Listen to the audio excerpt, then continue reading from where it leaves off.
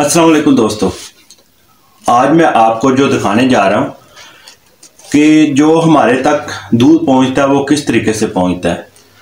सबसे पहले तो जो दूध निकालते हैं भैंस का, दूध निकालने के बाद फिर वो कुछ जगह ऐसी होती हैं वहाँ क्रीम निकाली जाती है और दूध को वहाँ ले जाते हैं और वहाँ जाकर ये आप खुद देखें कि किस तरीके से क्रीम निकाली जा रही है। और जब हमारे तक दूध पहुंचता है तो बिल्कुल क्रीम के बगैर होता है, उसमें कोई क्रीम नहीं होती। और साथ साथ जो क्रीम होती है वो तो उधर ही वो गुज्जर जो होते हैं, जो दूध बेचने वाले होते हैं, वो उधर निकाल आते हैं और हमारे तक क्रीम के बगैर दूध पहुंचता है।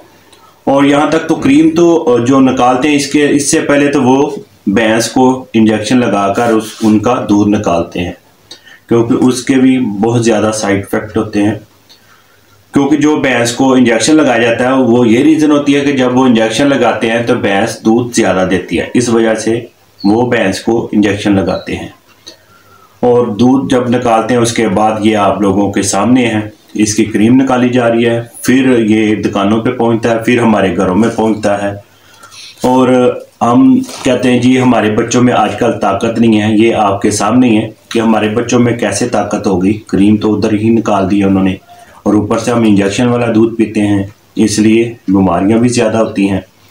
और मैं खुद ही एक दिन अपनी जॉब पे जा रहा था, हॉस्पिटल जा रहा था, और सुबह को मैंने देखा तो वो नहर के किनारे एक दूध वाला था, वो दूध में नहर का पानी मिला रहा था बीच में।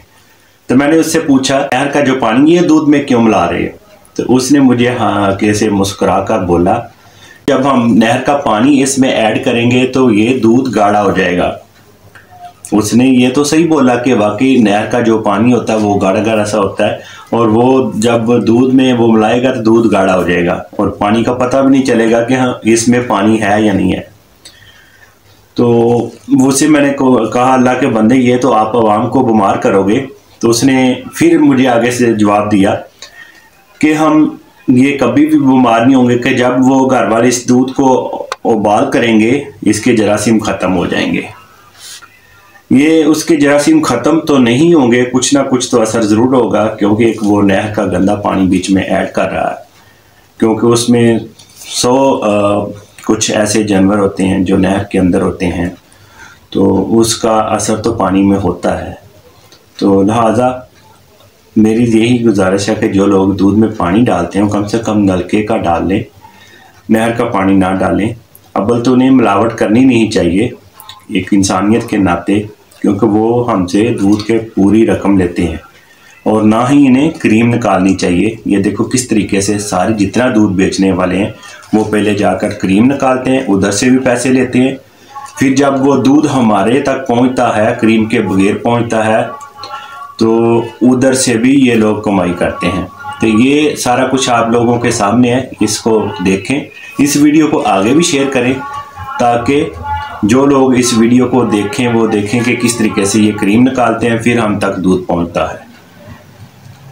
तो ये वीडियो आगे ज़रूर शेयर करें, तो जिन लोगों को नहीं पता कि ये क्रीम किस तरीके से निकाली जाती है वो भी इस वीडियो को देखें।